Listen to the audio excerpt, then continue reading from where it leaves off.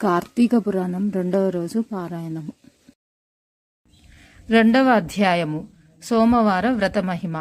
జనక, ఇంతవరకు నీకు కార్తీక మాసమునందు ఆచరించవలసిన విధిక్రమము మాత్రమే తెలియజేసి తిని.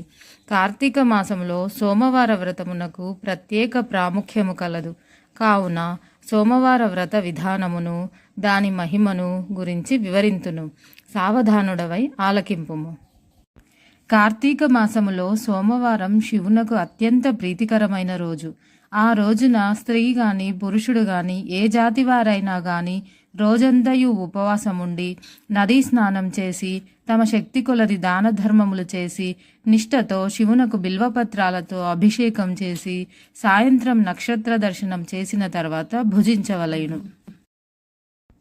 ఈ విధంగా నిష్ఠతో నుండి రాత్రి అంతయు జాగరణ చేసి పురాణ పఠనమునరించి తెల్లవారిన తరువాత నదికి వెళ్ళి స్నానమాచరించి తిలదానం చేసి తమ శక్తి కొలది పేదలకు అన్నదానం చేయవలెను. అటుల చేయలేని వారలు 3 బ్రాహ్మణులకైనా తృప్తిగా భోజనం పెట్టి తాము భుజించవలెను. ఉండదలిచిన వారు సోమవారం నాడు 2 పూటల భోజనం గాని ఏ విధమైన ఫలహారము గాని తీసుకునకుండా ఉండుట మంచిది.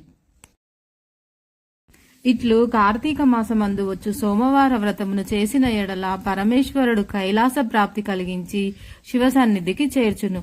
భర్త లేని వితంతువు సోమవార వ్రతం ఆచరించి శివపూజ చేసినచో కైలాస ప్రాప్తియు, విష్ణు పూజ చేసినచో వైకుంఠ ప్రాప్తియు నొందును.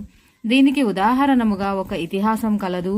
దానిని నీకు తెలియబరచదను, శ్రద్ధగా వినుము. పూర్వకాలమున కాశ్మీరు దేశంలో ఒక బ్రాహ్మణుడు కలడు. అతడు పురోహిత వృత్తిని చేపట్టి తన కుటుంబంను పోషించుకుంటూ ఉండెను. అతనికి చాలా దినములకు ఒక కుమార్తె కలిగెను. ఆమె పేరు సుకేషి. తండ్రి ఆమెను సౌరాష్ట్ర దేశీయుడగు మిత్రశర్మ అను సద్బ్రాహ్మణ యువకునికిచ్చి పెళ్లి చేసెను. ఆ బ్రాహ్మణ యువకుడు 4 వేదములు శాస్త్రములు అభ్యసించిన వాడైనందున సదాచార పరాయణుడై ఉండెను. అతడు భూతదయ కలిగినవాడు, నిత్య సత్యవాది. నిరంతర భగవన్నామస్మరణ చేయుటచే లోకులెల్లరూ నతనిని అపరబ్రహ్మ అని కూడా చెప్పుకొనుచుండెడివారు.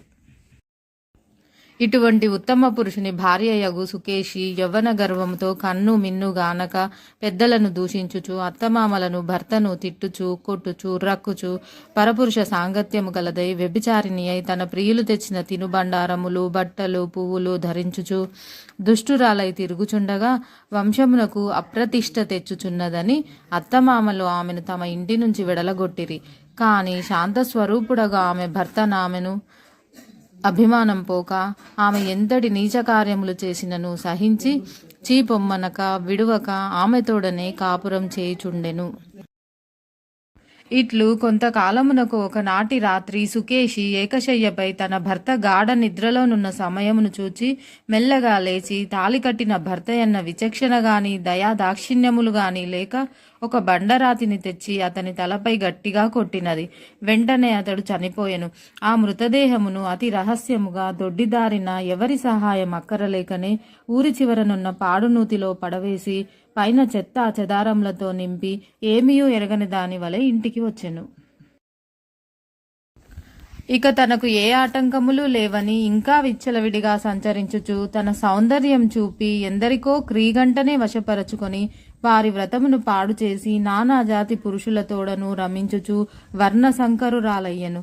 అంతియేగాక పడుచు కన్యలను భర్తలతో కాపురం చేయుచున్న పడుచులను తన మాటలతో చేరదీసి వారిని కూడా దుర్బుద్ధులు నేర్పి పాడు చేసి విటులను తార్చి ధనార్జన కూడా చేయసాగెను. జనకరాజా, యవ్వన బింకం ఎంతో కాలం ఉండదు కదా. కాలమొక్క రీతిగా నడవదు. క్రమక్రమంగా ఆమెలోని యవ్వనం నశించింది.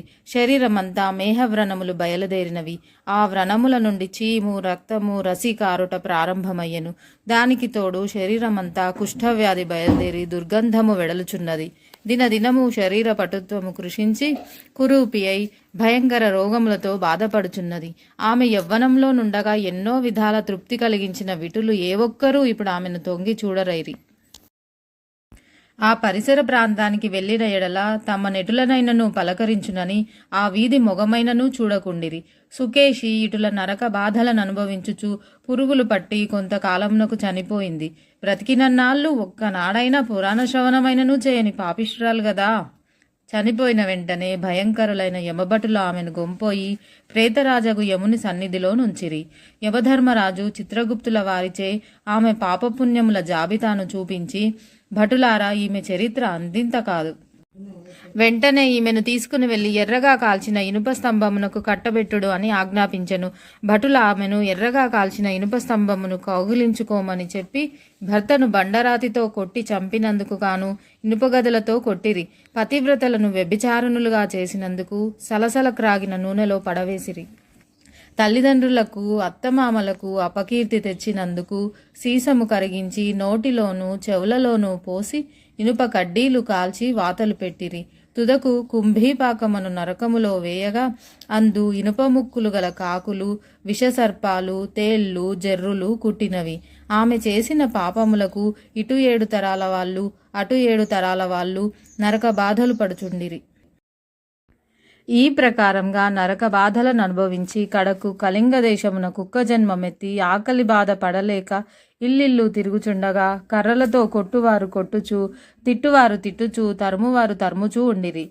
ఇట్లుండగా ఒకానొక శ్రోత్రియ బ్రాహ్మణుడు కార్తీక సోమవార వ్రతం ఆచరించి ఉపవాసముండి సాయంత్రము నక్షత్ర దర్శనం చేసి బలియన్నము అరుగుపై పెట్టి కాళ్ళు చేతులు కడుగుకొను సమయమున ఈ కుక్క వచ్చి ఆ బలియన్నం తినెను. వ్రతనిష్ట గరిష్ఠుడై ఆ విప్రుని పూజా విధానంచే జరిపించిన బలియన్న మగుట చేతను ఆ రోజు కార్తీక మాస సోమవార మగుట వలనను కుక్క ఆ రోజంతయు ఉపవాసంతో ఉండుట వలనను శివపూజా పవిత్ర స్థానమైన ఆ ఇంట దొరికిన ప్రసాదం తినుట వలనను ఆ శునకనమునకు జన్మాంతర జ్ఞానం ఉద్భవించెను. వెంటనే ఆ శునకము, ఓ విప్రకులోత్తమా, నన్ను కాపాడుము అని మొరపెట్టుకొనెను. ఆ మాటలు బ్రాహ్మణుడు ఆలకించి బయటికి వచ్చి చూడగా కుక్క తప్ప అన్యులెవరూ లేనందున లోనికేగెను. మరల రక్షింపుము రక్షింపుము అని కేకలు వినబడెను.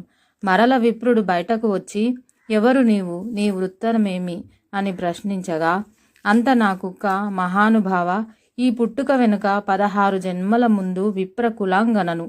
నేను వ్యభిచారినై అగ్ని సాక్షిగా పెండ్లాడిన భర్తను చంపి వృద్ధాప్యంలో కుష్ఠరాలనై తనువు చాలించిన తర్వాత యమదూతల వల్ల మహానరకం అనుభవించి నా పూర్వీకుల పుణ్యఫలం వల్ల ఈ జన్మలో కుక్కనైతిని.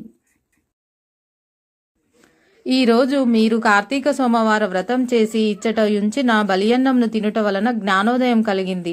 కావున ఓ విప్రోత్తమ, నాకు మహోపకారంగా మీరు చేసిన కార్తీక సోమవార వ్రతఫలం ఒకటి ఇచ్చి నాకు మోక్షం కలిగించ ప్రార్థించుచున్నాను అని వేడుకొనగా, కార్తీక సోమవార వ్రతంలో చాలా మహాత్మ్యమున్నదని గ్రహించి ఆ బ్రాహ్మణుడు ఒక సోమవారం నాటి ఫలమును ఆమెకు ధారపోయగా వెంటనే ఒక పుష్పక విమానం అక్కడకు వచ్చెను.